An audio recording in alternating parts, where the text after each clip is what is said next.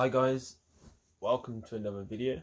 So haven't done one for a while, so a lot has changed within my hi-fi within the past few months or weeks, whatever it's been. I've been very busy with work and I got convinced to watch the Lord of the Rings Hobbit box set extended version. So you can imagine that takes a good few hours or days to watch that. But yeah, I've really enjoyed that. But yeah, work's been really busy too. Hence the good old single malt Scottish whiskey takes the edge off a bit, which I do like with ice, a small bit of ice. But if you're from America, on the rocks. But anyway, big updates. So the last video I did was actually when I first introduced the Roksan Blak to the system, which you can see here. Big old amplifier, 230 watts into 8 ohms, 150 watts into 4 ohm speakers. Absolutely astounded by it, to be honest with you. It packs such a punch. It's probably arguably been the biggest improvement in swapping something in and out of my system, which is the biggest improvement in sound quality. So warm, so detailed, such a juicy warm bass.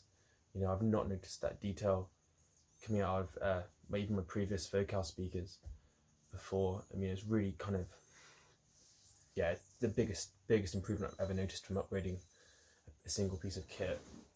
Really pleased with it. The one thing everything's amazing about it apart from one thing. I'm not keen on the USB input DAC. So I think it's a Bang & Olufsen DAC, or was it Wolfson DAC? One of the two. I'll correct you in the comments. But yeah, from the USB input, it's not amazing. I definitely prefer running a separate DAC. Hence the DAC Magic Plus from Cambridge Audio. It's a £300 DAC, so it's not massively expensive. I use this for running the TV to it if I'm watching a film, because I haven't got space for kind of rear speakers like a 5.1 or 7.1.2 or something like that. But yeah, really great. You know, the separate DAC makes a massive amount of difference. The USB DAC behind, so the DAC behind the USB input on the Roksan Blak isn't amazing. Could be my laptop's processor there as well, so who knows.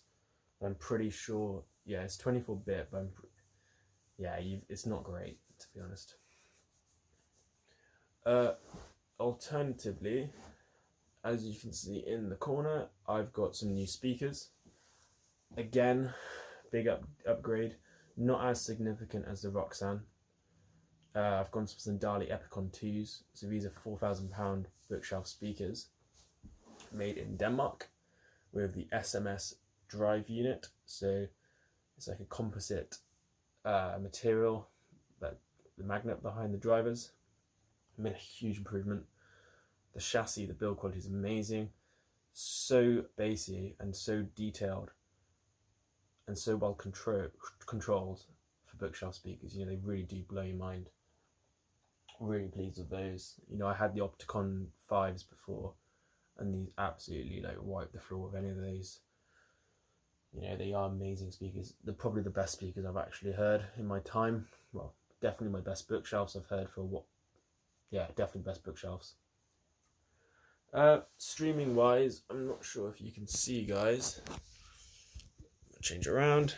Streaming wise, I'm using the Arcam CDS50 built-in network streamer, CD and SACD player, so it does the Super Audio CDs, which is great. It's got a 32-bit DAC inside, so I could technically use it for my TV audio, or I could use it for my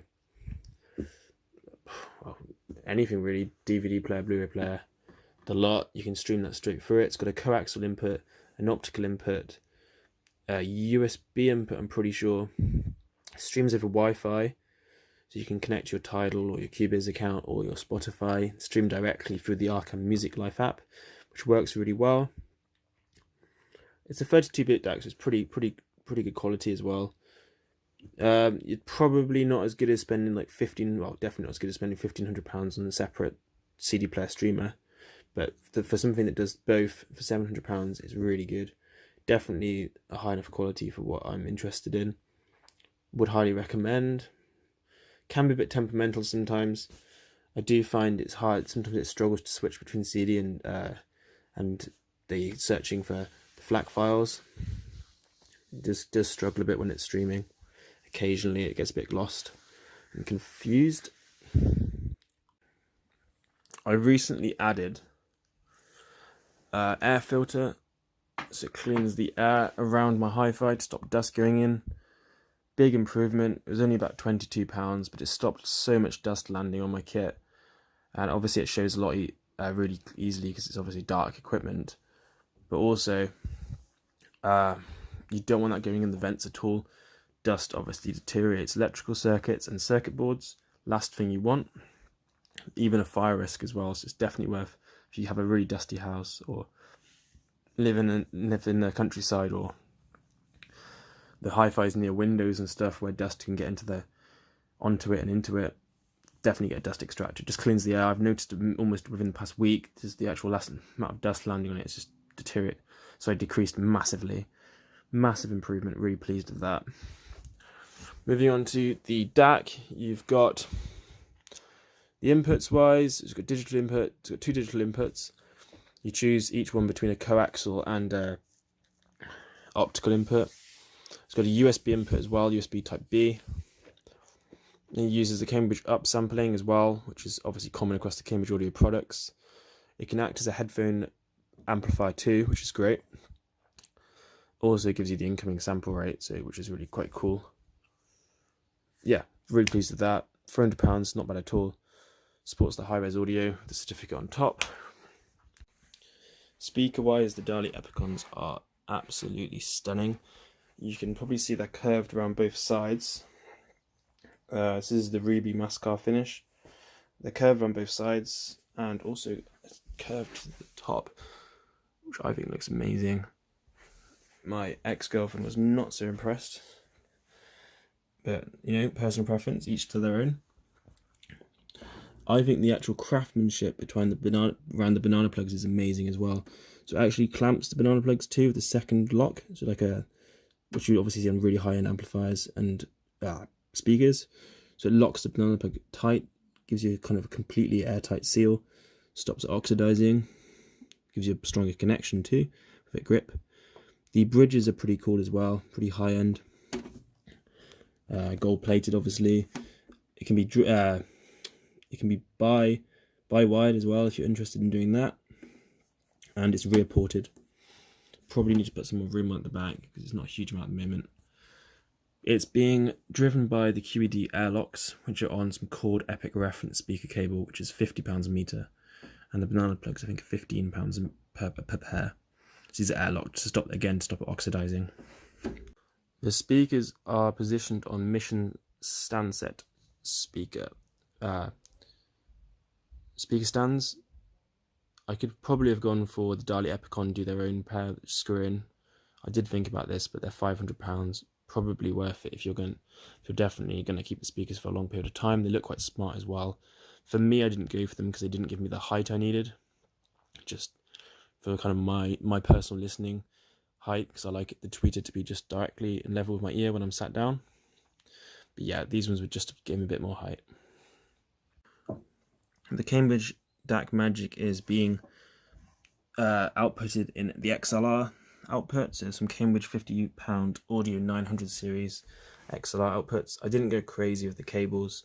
I think £50 is a fair bit for some XLRs, but I didn't think you needed to really go any higher than that. XLR is obviously balanced connection with the earth running between them, and also, they're such well insulated cables. There's no point going extreme. It's only for my TV, so I don't need to be over the top about it. And that runs into the XLR input on my amplifier. There you go. Which has a built-in Bluetooth, built-in DAC, the USB DAC, and built-in phono stage, and 3 RCA lines, which is great, and obviously a headphone socket, 6.35. So that's a real quick update on my system, where it is at the moment. I'm still using the Project Debut Carbon turntable, which is, I think, good enough for how often I listen to vinyls. I mainly stream now from Tidal Masters or play CDs, which I personally prefer. Yeah, that's kind of an update on my system. Next coming weeks, I've got a bit more spare time, so I'm hoping to do a video specifically pointing out the points in the Roksan Blak, the amplifier, because I know a lot of people are thinking about buying it. I'll do a video about the new Dali speakers to give you an update of what I kind of think of them. They've probably been driven in now for close to 50 hours, so they're really probably starting to hit the pinnacle kind of plateau out on performance wise. The Roksan Blak's probably been played about 80 hours now, so I'll do a video on both of those. I may do a quick video to explain the DAC Magic as well, kind of the options for using it, what you can do with it, and the features, etc, etc. And yeah, I'm probably also going to release an interconnects video as well, just kind of my personal opinion, how much difference do they make, and where's enough, when is enough. You know, you don't want to spend a fortune on it. You know, you've got to keep all your money for your whiskey, and obviously we all know the more whiskey you drink or wine, the better the music sounds anyway. So I mean, and that's a lot cheaper than buying new speakers here. But anyway guys, cheers for the video. Drop a like and subscribe. Make sure you stay in tune and in contact for the next videos, because I'm going to do a bit more detailed. This has been pretty laissez-faire, as the French would say, pretty relaxed. So just give me a shout. Oh, I almost forgot, you know, cheers.